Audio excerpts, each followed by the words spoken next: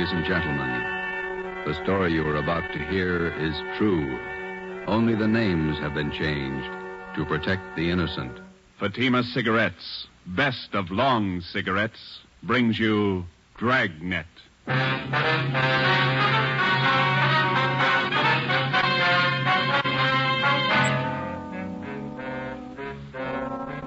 You're a detective sergeant. You're assigned to homicide detail. A vicious killer has taken the life of a 62-year-old woman. Suspicion points in only one direction. The murderer was heartless, cold-blooded. Your job, get him. If you want a long cigarette, smoke the best of long cigarettes. Smoke Fatima. It's the long cigarette that contains an essential ingredient of all the very popular cigarettes, Turkish tobacco. That's why you see the Turkish symbols on the attractive golden yellow Fatima package. That's why Fatima has a much different, much better flavor and aroma than any other long cigarette. That's why Fatima doubles and redoubles its smokers. Yes, if you want a long cigarette, smoke the best of long cigarettes. Smoke Fatima. Dragnet, the documented drama of an actual crime. For the next 30 minutes, in cooperation with the Los Angeles Police Department, you will travel step by step on the side of the law through an actual case from official police files. From beginning to end, from crime to punishment, Dragnet is the story of your police force in action. It was Saturday, November 5th. It was foggy in Los Angeles. We were working the day watch out of homicide. My partner's Ben Romero. The boss is Ed Backstrand, chief of detectives. My name's Friday. It was 3:35 p.m. when I got to room 42. Homicide.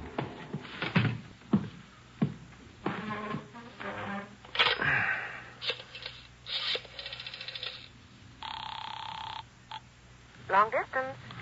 This is Friday in homicide. I'd like to place a call to Mr. Frank Rinard in Murphy, Idaho. The number is 761. Frank Rinard, Murphy, Idaho, 761. Yeah, that's right. The call's been cleared with the business office. All right. Do you want me to call you back, Sergeant? No, I'll hang on.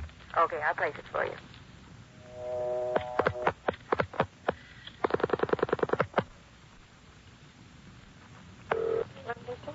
Long distance, Mr. Frank Rinard, Murphy, Idaho. Murphy, 761. Thank you. Your number, please. Charge the call to Madison, 7961. Thank you.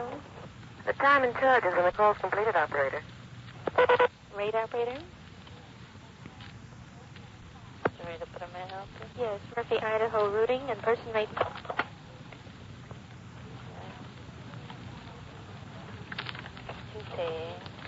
N-A-M-P-A, Napa. Hi. Operator, the number is 4C. Hi. 160, thank you. Welcome. Through Boise.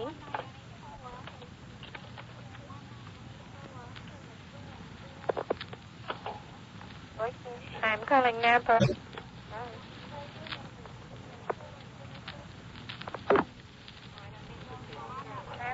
Murphy, 761. Thank you.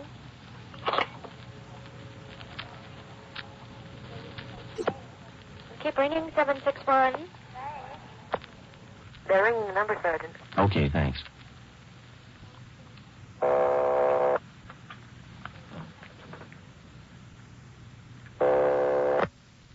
Hello? Mr. Frank Rinard, please. Los Angeles calling. Who do you want? Mr. Frank Rinard, please. Los Angeles calling. I'm Frank Rinard. Go ahead, please. All right, Sergeant, go ahead. Hello? Hello? Hello, Frank Rinard? Yeah, who's this? This is Sergeant Friday, Los Angeles Police Department. I've got an urgent message for you. For me? Well, what's the matter? Your wife, Dolores, asked me to call you. Something's happened to your mother. What do you mean? What's happened? I better let your wife tell you. She wants you back in Los Angeles right away. Look, what's this all about? I can't leave my job now. You better come. Your mother's been murdered.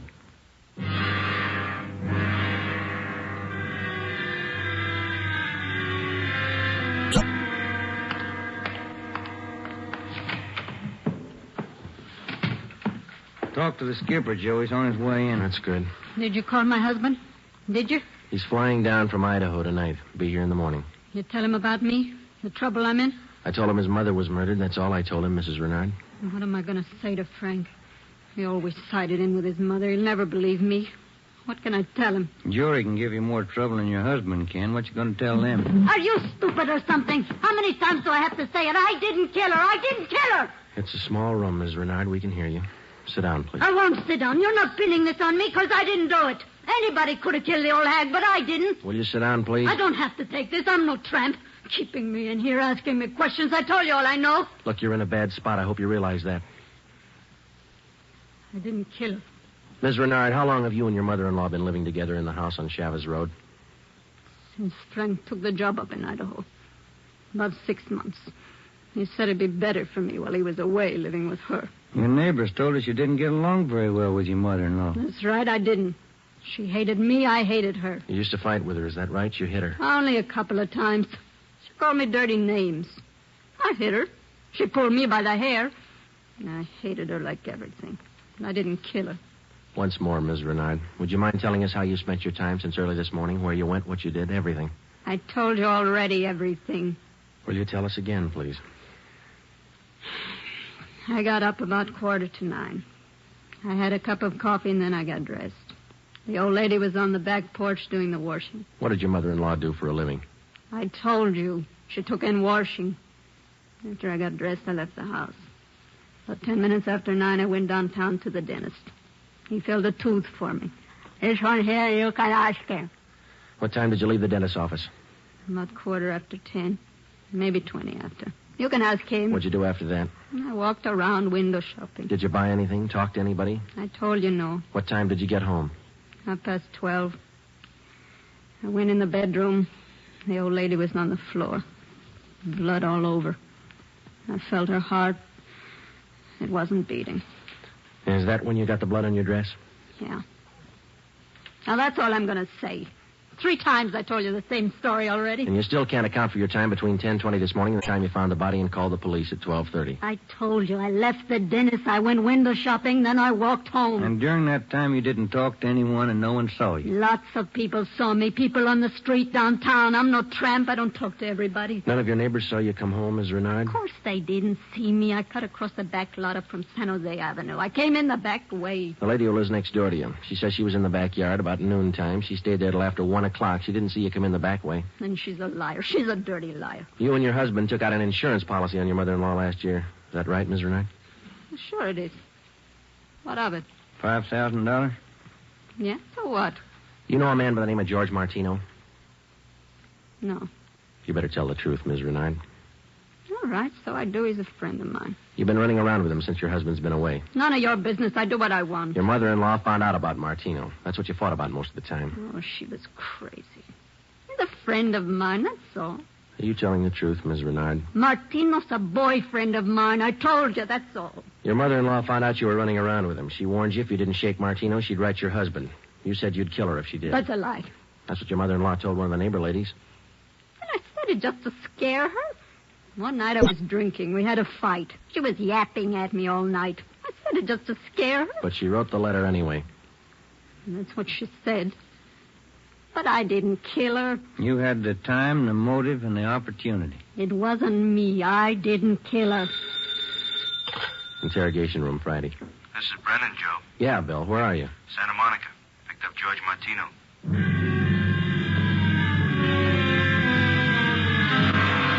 Ben and I drove Mrs. Rinard to Lincoln Heights Jail, 5th floor, and had her booked on suspicion of 187 PC. When we checked back in at the office, Brennan and Wiseman, the other 2 men on the case with Ben and I, were questioning George Martino in the interrogation room. Ben and I stood by. Martino admitted only 2 things. He had been running around with Mrs. Rinard since her husband left town, and he had heard Mrs. Rinard express a desire to do away with her mother-in-law. After the questioning of Martino, Sergeant Brennan, Ben and I met with Chief Ed Backstrand. It was 5:15 p.m. You got everything but the murder weapon, huh? That and Mrs. Renard's confession. She ought to come through, huh, Joe? I don't know. She's scared, but she's still got a smart mouth. What about Martino, Brennan? You think he had a hand in it? I don't think so. We spent most of the afternoon talking to him. He hasn't got the guts. We took a statement. And does he have an alibi? Solid. What was the cause of death? Strangulation, multiple fractures of the skull.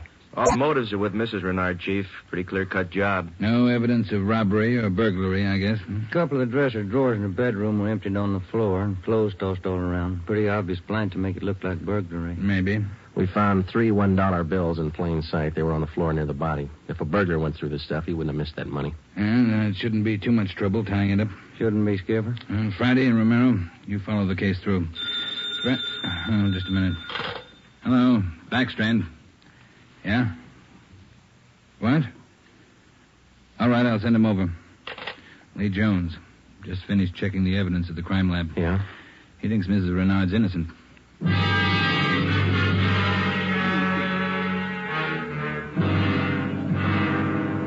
There they are, fellas. Facts don't lie. But she had every reason in the world to kill the old lady. In my book, she couldn't have killed her. All right, let's have it, Lee. How does the evidence add up? That's just it, Joe. It doesn't. Take a look. All right. The dress Mrs. Renard was wearing when she found the body. That's it. Blood smears near the hem. 2 smears, that's all. Now, if she murdered her mother-in-law, there should be more blood on this dress, and it shouldn't be smeared. How do you mean?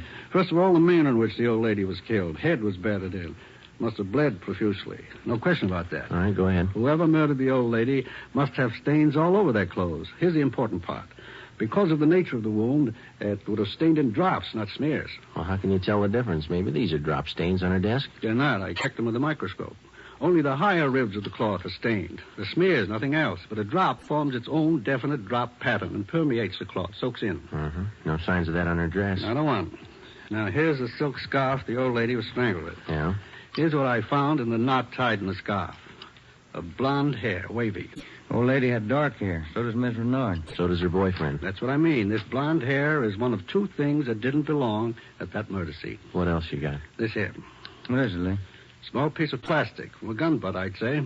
See here? Uh-huh. Crisscross surface and a little smooth area here. Yeah? The killer could have hit the old lady with the butt of a gun. And a piece of the stock could have chipped off like this, huh? Miss Renard doesn't own a gun. Neither did her mother-in-law. Well, where does that leave us? I don't know, Joe. There's the stuff. You can't disregard it. Maybe you can explain it. Yeah. How? Well, first prove this dress isn't the one Mrs. Rinard was wearing this morning. Then find the dress she did wear. And we know she wore this when the dentist identified it, and so did 2 of the neighbors. That's what I mean. The dress is too clean, doesn't belong. Yeah. And this blonde hair, this piece of gun butt, they don't belong either. Well, and you think she's innocent? You're looking at the evidence. What do you think? 6 p.m., Saturday, November 5th. Ben and I went back to the office and met with Brennan, Wiseman, and Ed Backstrand. The open and shut case against Mrs. Rinard was up in the air, but we still weren't sure that she was innocent of the murder of her mother-in-law.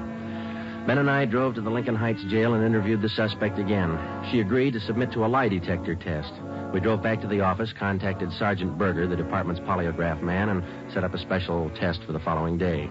The next morning, we met with Berger and formulated a list of key questions, and then we picked up Mrs. Rinard and brought her to the 3rd floor of the Old City Jail building, the polygraph room. At 10:33 a.m., the test got underway. As usual, Sergeant Berger conducted the interview alone. Backstrand, Ben, and I waited outside. Well, how about Mrs. Renard's husband? Get in town yet? He's due in around noon, Skipper. Got a smoke? Yeah. Here you are, Ed.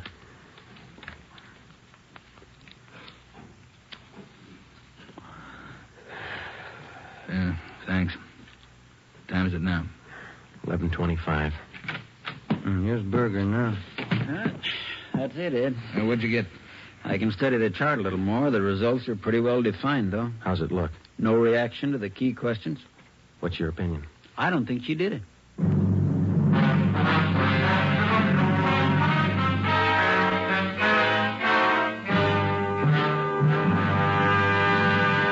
You are listening to Dragnet, authentic stories of your police force in action. And in leading magazines this week, you'll see this authentic story. Headline: Fatima's sensational growth sets a record for long cigarettes. Then you'll read the actual reasons smokers give for changing to Fatima. Fatima is different. It's mild and has a wonderful flavor. Fatima's best. These are the words of Miss Pamela Bookman of New York, where Fatima has increased its smokers 132%. Fatima tastes much better than any other long cigarette. It's the best. Says Mr. James S. Winterhalter of Detroit, where Fatima smokers have increased 348%. I like the flavor, and Fatima is mild. It's the best long cigarette. That's the statement of Mrs. Mary C. Werdeman of Los Angeles, where Fatima has increased its smokers 545%. Yes, more and more long cigarette smokers every day agree. A change to Fatima is a change to the best. Enjoy Fatima yourself. Best of long cigarettes. 8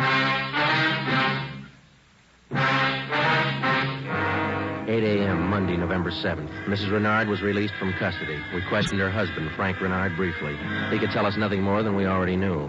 Brennan and Wiseman were called back on the case, and together the four of us started over again from the beginning. We had a dead body, 2 pieces of physical evidence to work with, no idea how to fit them together, and no suspects. We went back to the Chavez Road neighborhood where the murdered woman lived and started pushing doorbells.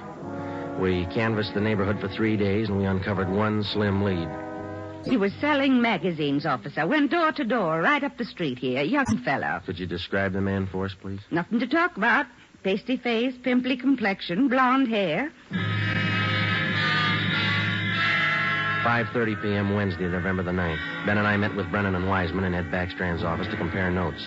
Together, we had more than a dozen reports of the magazine salesman's presence in the neighborhood just prior to the murder of Mrs. Renard's mother-in-law. The various descriptions of the man which we obtained from the people in the neighborhood tallied closely. About 6 feet, 170 pounds, pimply complexion, blonde hair, fast talker. About 25 years old. As far as we know, Skipper, he was the only stranger in the neighborhood last Saturday morning. Only one that people remember, anyway. How close did you trace him to the Renard house? You got your list there, Brennan? Yeah. There you are. Thanks. Let's see. Well, he picked up his tracks down on Floresta Street, sold a couple of descriptions there. Then he headed up Landers Avenue onto Chavez Road. Yeah. The Renards live at 2280 Chavez Road. That salesman talked to the woman at 2274 Chavez. That's 3 doors away from the Renards. When was he seen there? Well, let me see. Where is that, Brennan?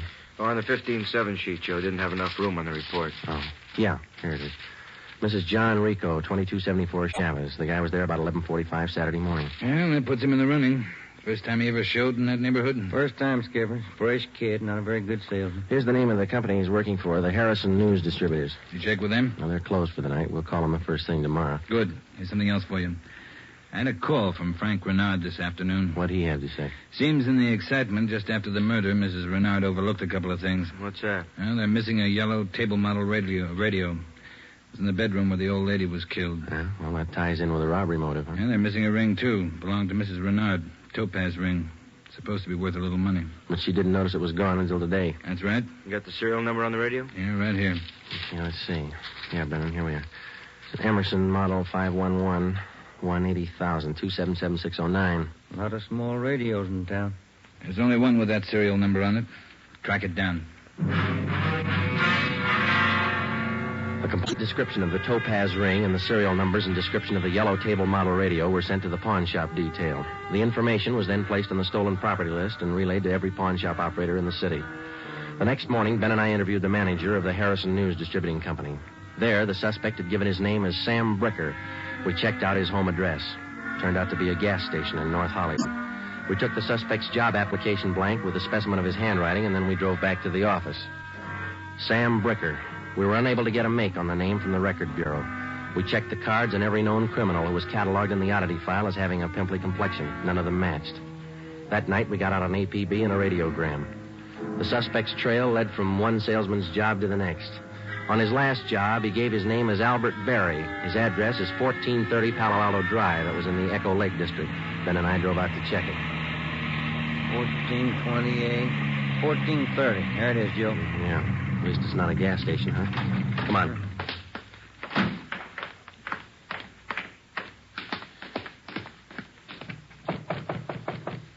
Tiresome, huh? Yeah, I could stand a change. Yes, what is it? We're looking for an Albert Berry, ma'am. Does he live here? Mr. Berry, I'm sorry. He and his wife moved 4 days ago. We identified ourselves as police officers and had the landlady, a Mrs. Catherine Hoffman, show us the apartment which Berry and his wife had occupied. It was still vacant. In one of the closets in the apartment, we found a cheap overnight bag. The lock on it was broken and one of the seams had ripped. I forgot about that old bag, and Mr. Berry told me I could throw it away. Take a look. I'm in. Yeah. How long has Berry been married? Do you know, Mrs. Hoffman? No, I don't. But the way they acted, lovey-dovey all the time, I don't think they've been together long. Hey, Joe. Look, some kind of an identification tag. Yeah, let me see. Get it up here. It's a tool disc, it looks like, doesn't it? Jameson Larrabee. Pittsburgh, Pennsylvania. You're not after Mr. Barry, are you, officer? Yes, ma'am, we are. Did he leave a forwarding address? I wish he did. I'm holding 3 letters for Mrs. Barry in my apartment right now. May we see them, please? Certainly. Would you step this way, please? My apartment's just across the hall. Yes, ma'am. Would you like a bottle of beer or something? No, ma'am, thanks. Let's see. I thought I... Yes, here they are. 3 of them, Sergeant. From her folks, I think. Mrs. Barry's from Fresno. Oh, that's good. You want to copy down this return address, Ben? Yeah, go ahead. Okay. That's C.K. Ulrich, U-L-R-I-C-K. 525 North Lamona, Fresno. Yeah, got it. There you are, Miss Hoffman. By the way, did the Barrys say they'd call for their mail? Mrs. Barry did. That's why I'm holding on to it. All right. Just one more question. Do you remember if Mr. and Mrs. Barry had a radio? Yes, they did. A small one. Do you remember what brand it was? No, I don't. It had a yellow case. That's all I remember. Before we left, we called Ed Backstrand, and he had an immediate stakeout placed at the apartment house in case the Barrys returned to pick up their mail. Ben and I went back to the office and placed a call to the Pittsburgh Police Department. We gave them the description and the number of the tool disc which we'd found in Barry's old suitcase. They said they'd check with the Jameson Larrabee Company in the morning, and then they'd call us back. That night, Ben and I drove to Fresno and checked in at the police station up there. 2 officers were assigned to stake out the Ulrich home. We interviewed Mr. Ulrich, who identified himself as Albert Barry's father-in-law. He told us his daughter had married the murder suspect 8 months before, and he gave us pictures of Barry taken at the wedding. Ulrich told us that he'd catch a Santa Fe train out of Fresno the next morning. He wanted to be in Los Angeles to take his daughter home when Barry was apprehended. It was almost 2 a.m. when Ben and I left Fresno and started back for Los Angeles. We checked in at the office at 10 minutes past 8 the next morning. At 8:35, the call came through from the Pittsburgh Police Department.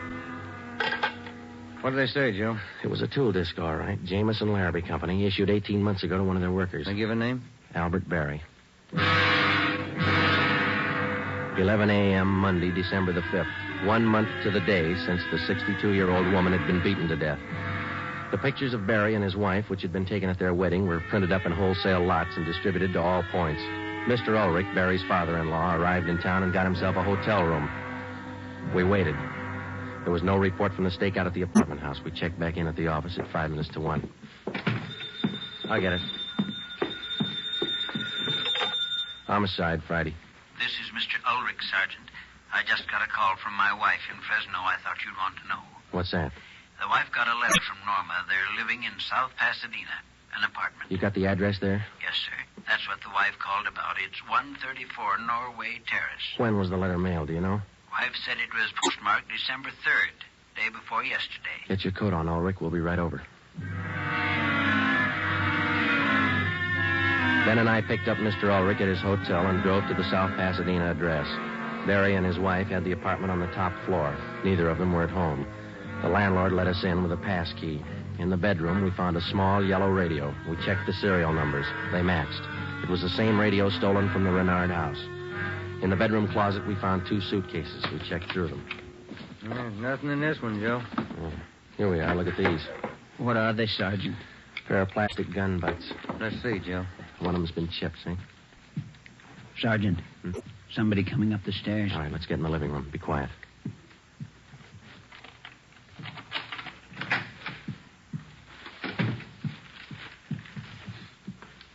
Dad, what are you doing here? Who are these men? Police, Norma. They want Albert. He killed a woman. Dad.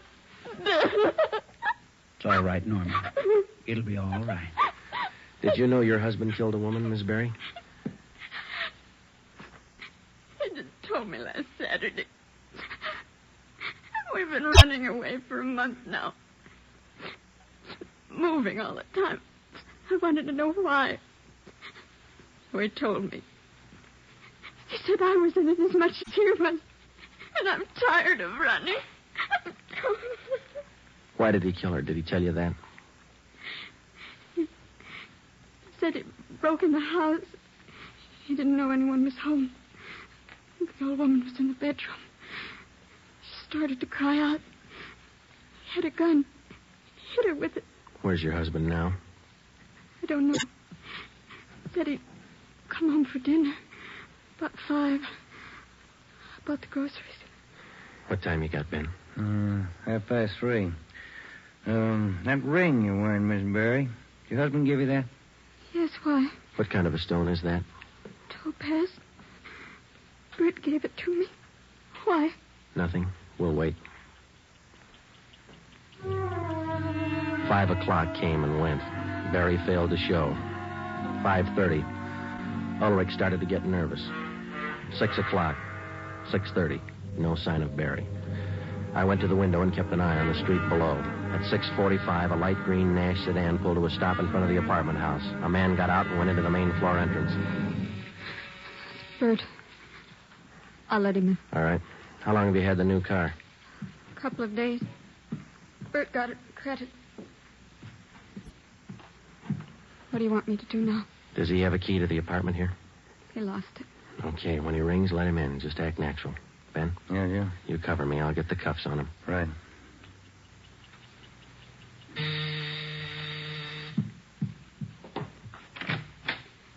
Hi, Bert. Look out, Joe! All right, drop it, Barry. Okay, Ben. Yeah. He's fast with a gun. Nice looking, isn't he, Sergeant? You'd never think he'd kill anybody. Come on, let's take him in. I love him. I still love him. But you're a cop. You wouldn't understand. That's right. I wouldn't understand. I'm a cop.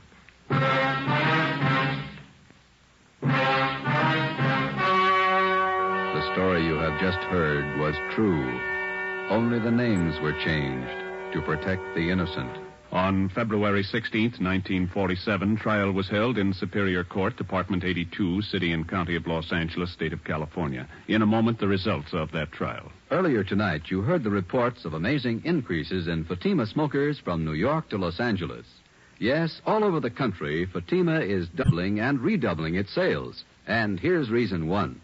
Fatima is the long cigarette that contains an essential ingredient of all the very popular cigarettes, Turkish tobacco. Reason two. Fatima has a much different, much better flavor and aroma than any other long cigarette. Reason three. To millions of smokers, the name Fatima has always stood for the best in cigarette quality. Smoke Fatima, the best of all long cigarettes.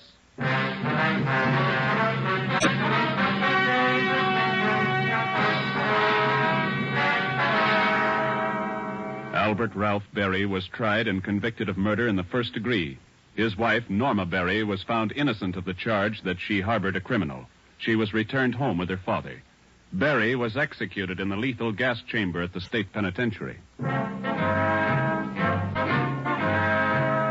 You have just heard Dragnet, a new series of authentic cases from official files. Technical advice for Dragnet comes from the Office of Acting Chief of Police W.A. Wharton, Los Angeles Police Department. Tonight's program is dedicated to Private Hubert W. Estes of the District of Columbia Metropolitan Police Department, who on the night of May 16th, 1947, gave his life so that yours might be more secure.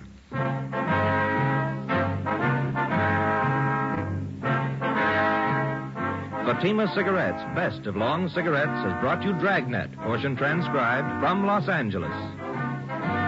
Be sure to hear songs by Morton Downey tonight on NBC.